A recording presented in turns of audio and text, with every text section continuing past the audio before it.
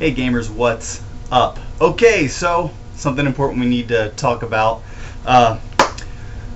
From the people who brought you Online Pass, let's all say hello to EA's proposed subscription service. Now, I don't know if this is going to actually happen or not, or if it's just in the talks, or if it's set in stone, but this is the latest scheme from EA to bilk you out of your hard-earned money. So, first of all, let's talk about what they're trying to offer with this service. One, discounts on all downloadable content for participating EA Sports console-based titles. Okay, so this is going to be a sports thing, and let's start off with, wow, a discount. Ooh, phew. Now, I know there are going to be those who say, hey, if I download a lot of stuff, this will pay for itself. And in response, I have to ask, how much will you have to buy at their discount to make up the difference? You're either buying it outright, or you're paying them money to get a discount. Think about that. Is that really an added bonus? I mean, hey, give me $35 and I'll knock $3 off that for you. Is it a good deal?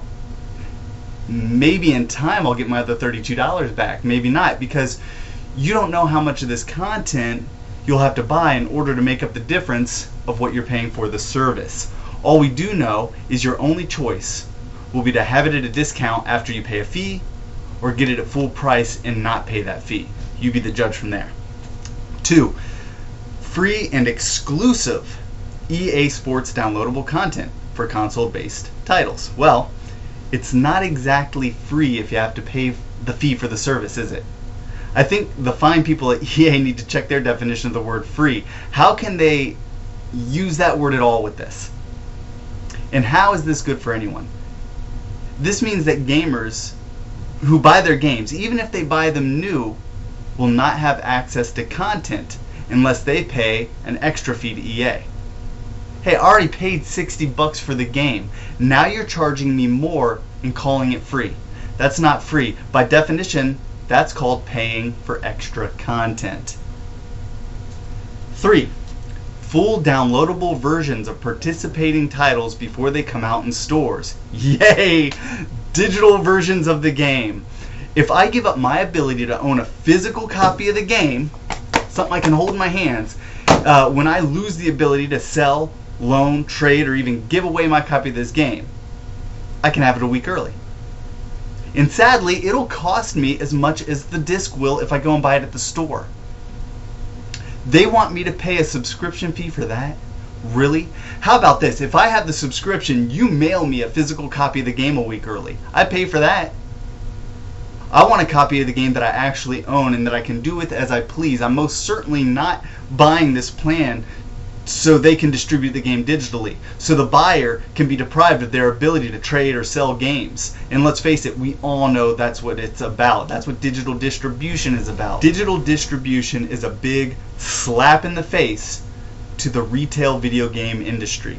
And that's all this is about. You know, oh yeah, we'll give it to you a week early, but you're not going to own a copy, and you're not going to trade a copy, and you're not going to sell a copy. But that's just my view. I'm sure you know it's the truth. 4, an exclusive recognition badge that will appear both in-game and on players' web profiles. That's not a recognition badge. That's a badge of shame. Hey, look at my douche badge. I paid an extra $35 to EA for that. I swear to God, seeing that on someone's profile will only make me want to put my foot right up their ass. If they're on my team, I'll still attack them. As a matter of fact, I'm calling for mass online attacks right now. If you see someone with EA's douche badge, attack them. It'll be an anti-subscription online hate crime / protest against EA's subscription service. I like that. 5, the ability to transfer paid content from current titles to future versions of said titles. Now, to me, this is the best one. Let's say you spent a ton of loot on courses and extras for the newest Tiger Woods game. Let's say you bought $70 worth of DLC. You can now transfer it to the new Tiger Woods game that just came out for free, if you pay the subscription fee. Once again, not free. But shouldn't that be free for everyone regardless? I mean, you've already paid for the DLC. You've paid them money to own it, but you don't really own it, and this is how they show you that. This is pure robbery.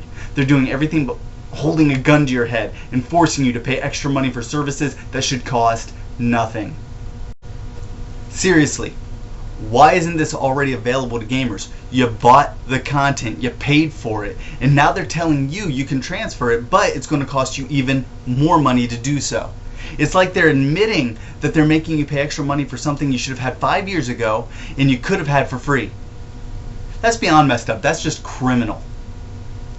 EA has lost their collective minds, and this is just the beginning. If you buy into it, it will get worse. And for all of you who want to say that slippery slope argument is not valid, you all said the same thing a year ago when I started speaking out against Online Pass, and look what's happened with that. It's running wild. Everyone's doing it, from EA to THQ, Ubisoft, even Warner Brothers. You need a registration code to play frickin' Mortal Kombat online. Seriously? Do you remember when Online Pass was announced and Peter Moore said, and I quote, "Online Pass is a way of bringing more digital experiences quicker from day one, getting people new content." New content?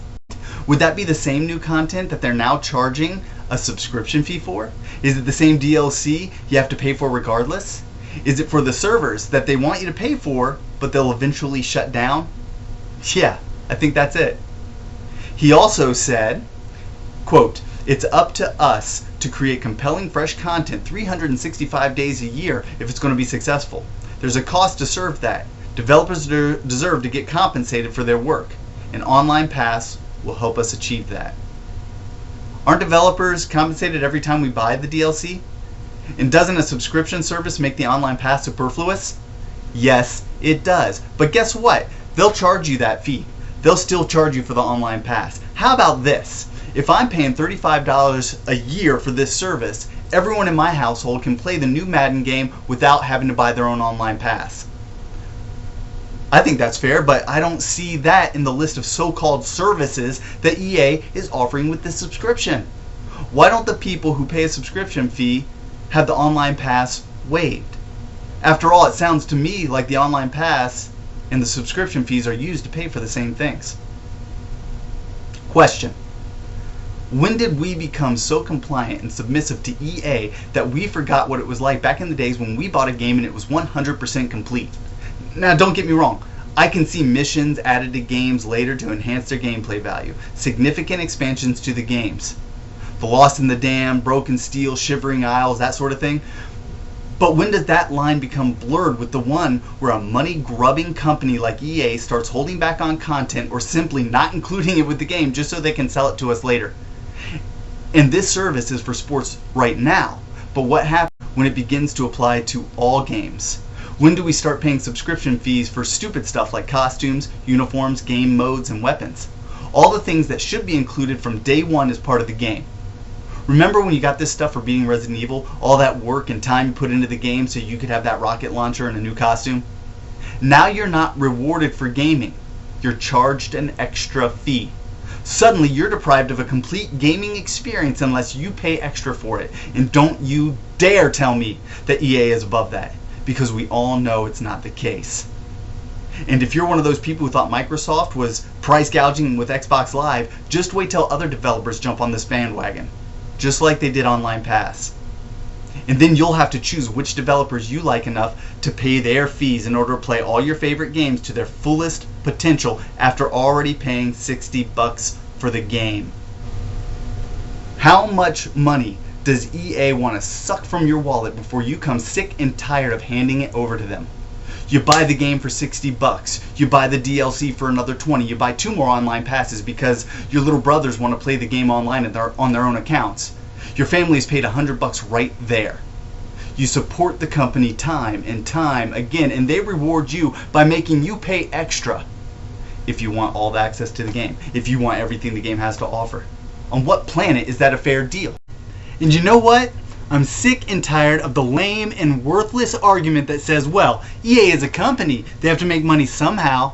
Look, folks, there's a fine line between turning a fair profit and screwing your loyal clientele. It's called business ethics, and EA has not only crossed the line, they've left the line so far behind them that it's no longer visible.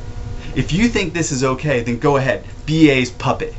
Why don't you just give them your credit card number while you're at it? Give them your bank account and routing number. That way they can just sweep your checking account every month so you can have their table scraps. Then you can get all the free content that's not really free because you have to pay a subscription fee for it.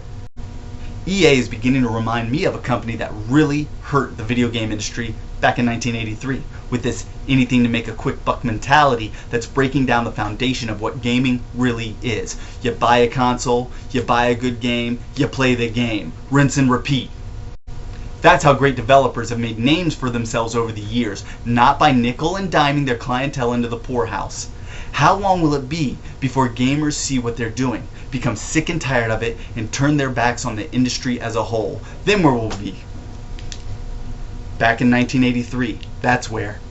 So what do I suggest? Stop supporting EA's money-grubbing lunacy. Don't pay an extra dime to them for anything.